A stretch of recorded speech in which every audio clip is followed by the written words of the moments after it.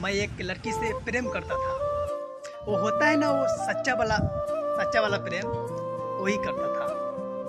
केवल मैं करता था, वो नहीं करती थी। लेकिन कुछ दिनों के बाद वो भी हमसे थोड़े मोड़ा प्रेम करने लगी। वो इसलिए प्रेम करने लगी क्योंकि इसके अलावा उसके पास कोई रास्ता नहीं था हमसे पीछा छुड़ाने का।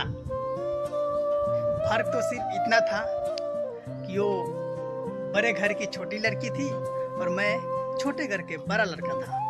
वो अपने घमंड में चूट रहती थी और मैं जिम्मेदारियों से लदा हुआ था।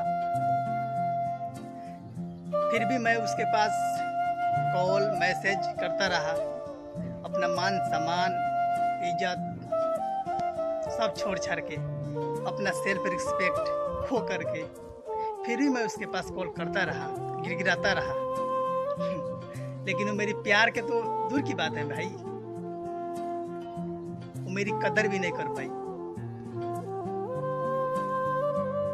और मेरा दिल